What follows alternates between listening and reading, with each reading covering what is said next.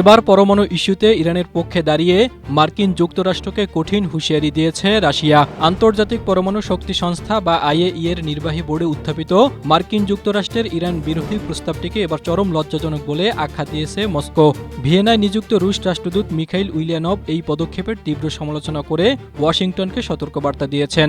উইলিয়ানভের মতে বিনা উস্কানিতে ইরানের উপর বারবার হামলা চালিয়ে এখন উল্টো তাদের বিরুদ্ধেই প্রস্তাবনা মূলত আগ্রাসীদের পক্ষ থেকে ভুক্তভোগীদের উপর দোষ স্থাপনের একটি নোংরা অপচেষ্টা মাত্র।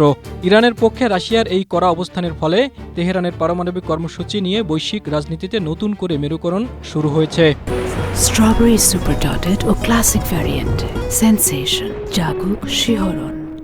উইলিয়ানভ জানিয়েছেন, ইরানের উপর যখন যুক্তরাষ্ট্র ও ইসরায়েলের লাগাতার সামরিক আগ্রাসন চলছে তখন এই ধরনের কোনো প্রস্তাব আলোচনার টেবিলে রাখা স্রেফ অর্থহীন এবং অযৌক্তিক। তিনি প্রশ্ন তোলেন, যেখানে ইরানের ভূখণ্ডে সরাসরি আঘাত হানা হচ্ছে সেখানে তেহরানকে সহযোগিতা করতে বাধ্য করার এই নীতি কতটুকু নৈতিক। রুশ দূতের দাবি, এই খসড়া প্রস্তাবটি আনুষ্ঠানিকভাবে ভোটাভুটির জন্য জমা দেওয়া হলেও তা মধ্যপ্রাচ্যের বর্তমান উত্তেজনা প্রশমনের বদলে উল্টো আগুনে ঘি ঢালবে।